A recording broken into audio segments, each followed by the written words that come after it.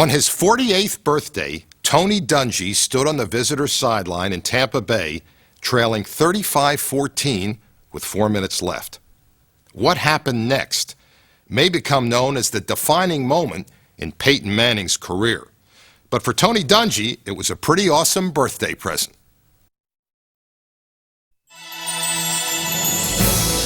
Homecomings can be awkward. So imagine how Tony Dungy must have felt returning to Tampa in 2003. He spent the previous 6 seasons turning the Bucs into a contender. Now, a year after he was fired, Dungy was back as head coach of the Indianapolis Colts, facing his former team on Monday Night Football. The spotlight was obviously on him leading into his return to Tampa, but his emphasis was that it was just another game, and after we go in there and win, don't act like we've never done it before, just act like it was another regular game, and he really downplayed the whole Dungy Bowl. I hate to spoil Dungy's homecoming. Oh, yeah, for sure. Without a question. I'm going to try to spoil his birthday and his homecoming. We were undefeated at the time, and I thought that should be the storyline. I knew we were going to need a great effort, so I really tried to concentrate on the Bucs and how we have to beat them and not worry about all the other stuff. We had a lot of incentive just to play well on that big stage, and the fact we were undefeated, we wanted to stay undefeated. Adding to the intrigue was that after Dungy was fired, the Bucs won a Super Bowl. John Gruden's intensity was credited with taking Tampa Bay to the next level and making Raymond James Stadium a frightful place to visit. It's an intimidating place to play. It's extremely loud, and couldn't repeat all the nice things that the fans were saying to me coming out of the tunnel.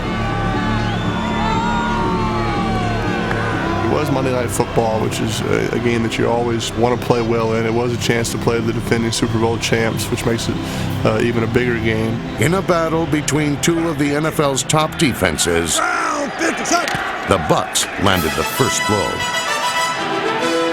Johnson, a deep drop, dropping, looking, has protection, throws it downfield as far as he can. Open receiver, McCardell makes the catch at the 30, to the 20, to the 15, to the 5. Touchdown, Tampa Bay. Brad Johnson to Keenan McCardell. It's 7-0 Bucs. In the first quarter, the Bucs proved they were both explosive and opportunistic. They had a one-play touchdown where we blew a coverage that made it 7. Then we intercept the ball. We've got it. Now I'm thinking, all right, we've got a chance to tie it up. Intercepted by the Colts, Mike Doss. He's at the 50.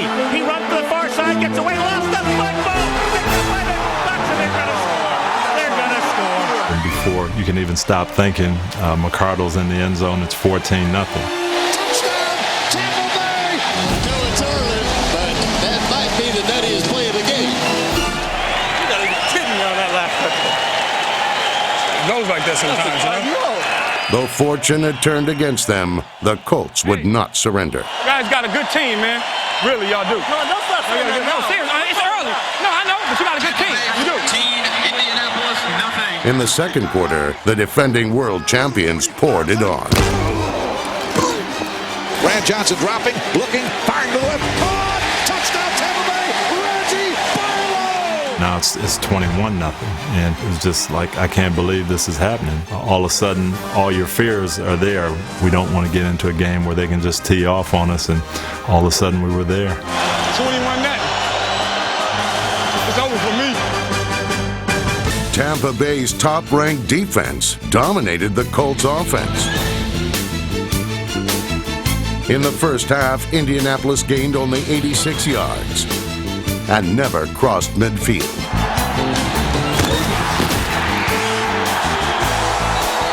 By halftime, it looked like an easy night's work for the Bucs. So much for the great Peyton Manning. I mean, I know it ain't over, but... At halftime, once again, Tony just kind of pointed out to the facts. He said, hey, Tampa's playing well. We'll give them that, but we are helping them a bunch. Coach Dungy never panicked. You know, he just, like you said, told us, you know, we played poorly the first 30 minutes, but the good thing about it, we don't have to wait till next Sunday to play well. We got 30 more minutes today. We were 21 down, but we were getting the ball to start the second half.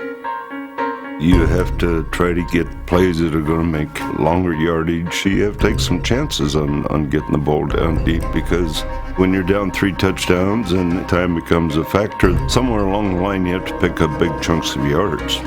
On their first series of the second half, the Colts finally found a crease in the Bucs defense. He throws, touchdown Marvin! 3rd and 2 and ran a little kind of a pump and go to Marvin and scored quick, 21-7, and boom, hey, we're 2 scores out of it. They go down and answer with a long drive, and they hit McCardell in the corner. And then at 28-7, you're going, maybe it's just not going to happen. And those cannons never sounded better. And after 3 quarters, the Colts' prospects never looked bleaker. Well, not a happy birthday for Tony Dungy so far. There's still a quarter to go, but boy, you've got to have a fantastic comeback now. The league is replete with any number of comebacks like this, but I don't think many of them were against the Tampa defense. No, not in their house. The Colts began the fourth quarter with a 75-yard touchdown drive. At the time, it seemed like nothing more than an attempt to salvage a measure of pride.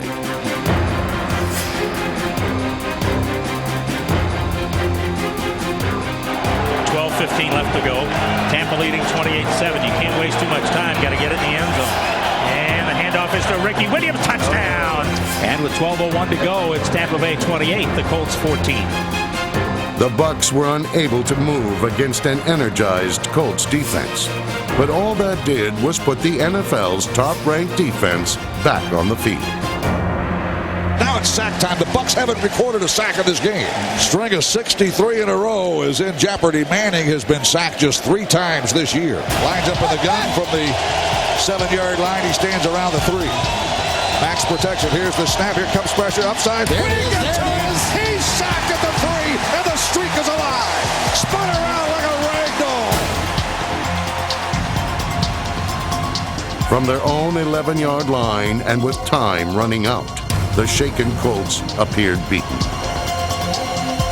Dropping, Peyton Manning under pressure. Manning, he goes upfield. It is picked off. Intercepted Robbie Barber. To the 20, to the 15, Barber. To the 10, Barber. Touchdown, Tampa Bay. Rondé Barber. Sack and the interception on the same series. This one was not going to go our way from the second series. Y'all was going to get him eventually.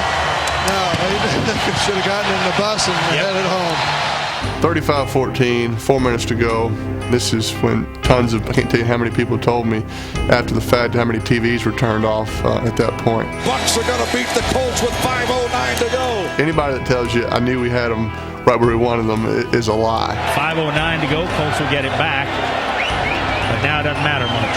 High end over end kick headed toward the goal line. Pyatt goes back about 2 yards. He's going to run it out. 5, 10, 15, 20, 25, 30, 35. Breaks to the outside. He may go 50, 45, 40. He's being chased. 35, 30, 25, 20. Horse collar it knocked down at the 13. It was a big spark to give us a chance to finish the game. I don't think we were even really thinking about, hey, we're going to win this ball game at that point. But what it did, they had just gone up 21 points, and to have any chance, you got to score fast.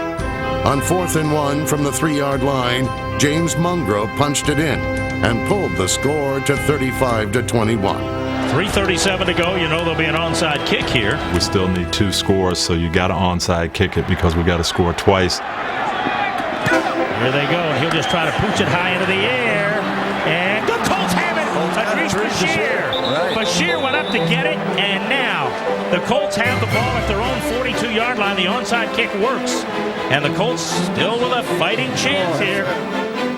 Once we got the onside kick, I kind of perked up, and everybody on the offense said, now wait a minute here.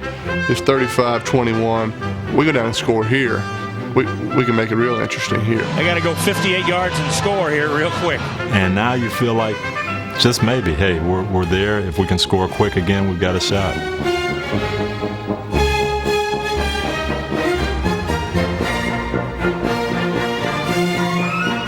Manning out of the shotgun. Takes the snap. Steps up. He throws. Caught by Ricky Williams at the 28-yard line. But after inching to the Bucs' 28-yard line, the Colts nearly ran out of downs. They stopped us, got to a 4th and 6, which, like I said, we don't get it, it's over. It's 4th and 7. You got to go for it with 2:36 to go. But I think we caught Tampa in a situation where they were kind of thinking, okay, let's don't let them get the first down. So they're 1 of 1 on 4th downs, and it's 4th and 7. Manning out of the the shotgun with 2:36 to go. Takes the snap. Drops, looks, sets, throws to Marvin, touchdown again! It's probably one of the better throws I've made in a long time, and considering who it's against, it kind of makes it extra special. Here's Derek Brooks, who's, I think, the best linebacker in the game. Marvin takes a perfect angle right by Brooks, and that ball just goes right over Brooks' hand, right in Marvin in stride for the touchdown. That's the record. Right. They now are the fourth most prolific scoring combination in NFL history. 64 touchdowns. Peyton Manning to Marvin Harrison. And with 2:29 to go, it's Indianapolis trailing Tampa Bay 35-28. You really were in disbelief as to what was going on. I mean, as it gets down to the crunch, you realize, you know what, we could tie this game, and overtime certainly was a realistic possibility. Because we only had one timeout, we tried the next onside kick.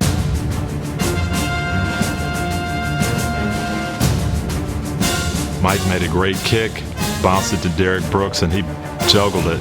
And when that ball was on the ground, I'm thinking, hey, we're going to get it. And we did have it. And somehow we lost it in there, and they end up with the ball. So that was disappointing, because now, you know, you've kind of played that trump card and it didn't quite work. But Tampa's got it at the Colt 45. Now all they have to do is kill the clock here.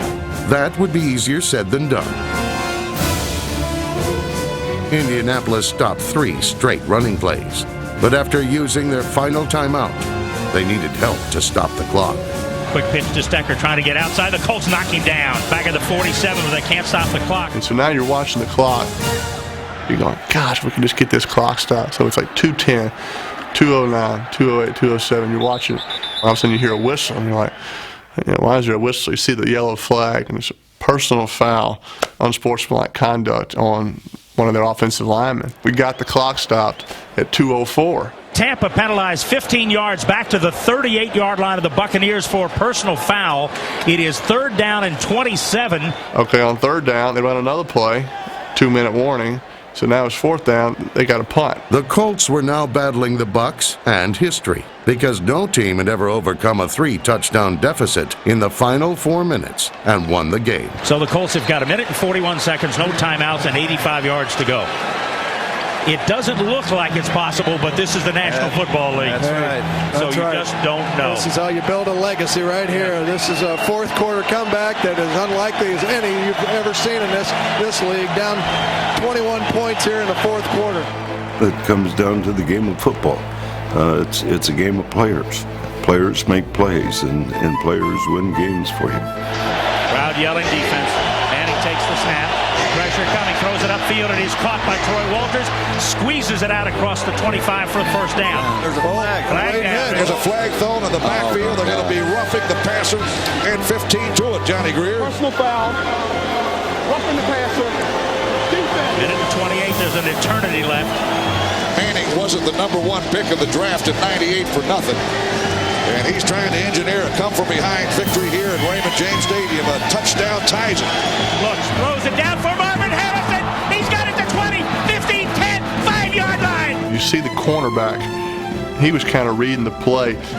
He's not really guarding Marvin man-to-man, but he's kind of looking in, thinking I'm going to throw underneath, and he just dips his shoulder in just for a little bit, which is all you need for Marvin to go by it. And so I just threw it, as far as I could almost, and got down to the 4. And the ball is 1st and goal at the 5-yard line with 1 minute and 14 seconds to go. Might have to spike it. After a big play like that, sometimes the worst thing you can do to a defense is give them a chance to huddle up and kind of get settled. And Tom Moore was hollering to spike it into the ground, and I kind of, sort of like a pitcher shaking off the catcher, and I kind of went, let's don't spike it, because if we're going to spike it, we give them a chance to huddle. They can get their breath.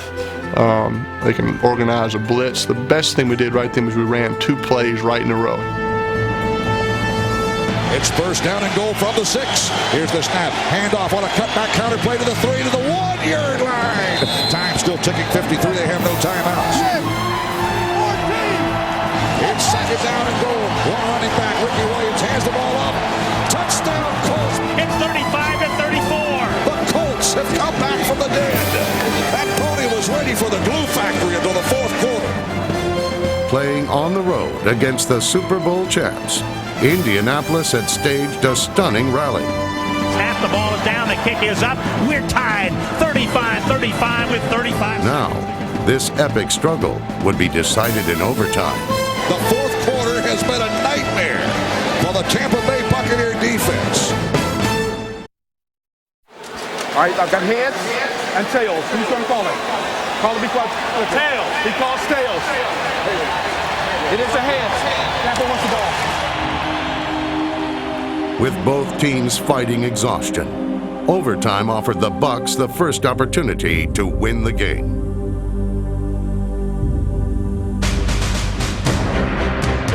But when the drive stalled, a Colts mistake gave Tampa Bay one more chance. 4th down and 2. Here's the snap. He got the punt away. Rolled into it. Here comes a flag. The punt's going to bounce at the 10. It'll be new life for the Bucs, and Tom Tupa was rolled into. The Bucs were unable to capitalize on their good fortune, giving the Colts a chance to rewrite history. If you get down there and you get a chance to stick a mic in with Peyton Manning, I got to hear what he has to say about this one.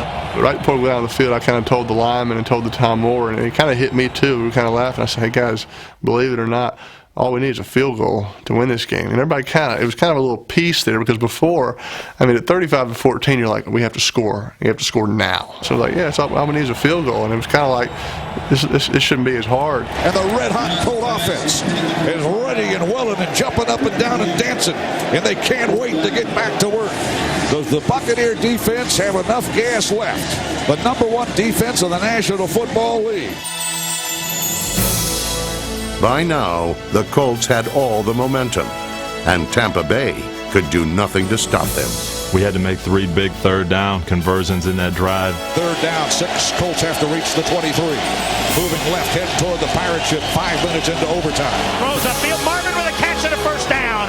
The next one, I think, was a 3rd and 11. We went to Reggie Wayne. 3rd down, 11. Colts have to reach the 35. Pressure. Gotta have pressure.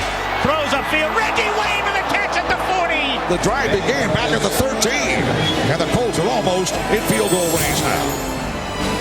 Peyton was he was in a zone at this point. So even if it was 3rd and 10, 3rd and 11, we didn't really care because we felt like we were going to convert them. We'll bring up 3rd down and 6, but Manning has been uncanny on 3rd down. We got one more to Troy Walters, and that really put us in range. And at that point, Mike hadn't missed a kick all year. We're pretty confident we're going to win the game. You can hear the crowd get very quiet because they know the league's best, the most accurate kicker in the National Football League, the best ever, who has not missed a field goal this year, is trying to help Tony Dungy celebrate his birthday. And it comes down to a 40-yard field goal attempt by Mike Vanderjagt. Here's the kick. It's a floater. It's a floater. It's a floater. It's ball goal. We got a flag, though. There's a flag down. There is a flag down. Now, what is this? When it went wide, I was in shock like everyone else. And then I saw the flag out there, and I could tell the way it was going that it wasn't on us. The Colts are saying it's on the Bucs. So all of a sudden you see the unsportsmanlike conduct, and I'm like, there it is, and you hear the word leaping. I still can hear Johnny Greer saying that. Unsportsmanlike conduct. Number 97, defense, leaping. Leaping. And I know the Bucs players are real frustrated about it, but the fact is, it is a rule. On the play, Simeon Rice ran forward and jumped in an attempt to block the kick. But when he inadvertently landed on one of his own teammates, the official called an unsportsmanlike conduct penalty for leaping. The call was just one of many improbable plot twists, but it was the one that would decide the game.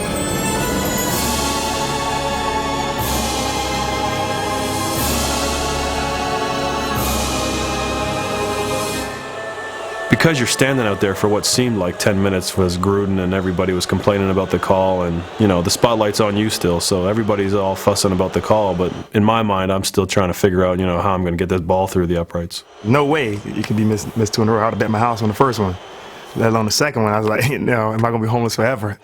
They're going to line up, and Vanderjagt's got the kill shot from the 19-yard line. 29-yard field goal for the most accurate kicker in the league. To win it in overtime. The spot alone with the kick airborne. It is good, just inside the right upright. And the Colts have won in overtime. Tony Dungy gets a happy birthday gift. 4 touchdowns in the 4th quarter. Wasn't exactly your perfect chip shot. Matter of fact, it was partially tipped, if you see it on the replay. And it looks like the tip, believe it or not, whoever tips it kind of tips that thing right into the uprights. But it's kind of like throwing a wobbly touchdown pass. If it goes in, it's in. God, Colts win! Colts win in overtime, 38-35 over the defending Super Bowl champions. An incredible comeback. Based on the rules, we're fortunate to get a second chance, but I always will feel that we would have stopped them anyway. It was our game to win. The Colts' stirring 38-35 victory ended at 1 o'clock in the morning and might have been the greatest game that nobody saw. After the game, when you kind of take time to reflect and as you watch the film and you look at, what if this wouldn't have happened right here? There's no way we would have won. Sometimes you feel like maybe the football gods were on your side. Leaving the field, the fans, they still ranting and raving and booing us. All I kept saying is, we're going to take that boat back to Indianapolis. And that's all I remember saying. We're going to take that boat back to Indianapolis. The greatest fourth quarter comeback in NFL history reflected each team's season. The Bucs failed to defend their championship, while the Colts went on to win their division title. Obviously, a lot of the guys that had played for me, they were as disappointed as you would expect, but I think happy for me in the long run. Derek Brooks talked to me for a while on the field after the game. John Lynch waited for me in the tunnel way after 1 o'clock in the morning, and guys that had been around for a long time. It was special. I just had the feeling the Lord was going to make it a special night and a special type of game, and it was one that nobody could have predicted. Just goes to show you can't predict how anything's going to go in the NFL.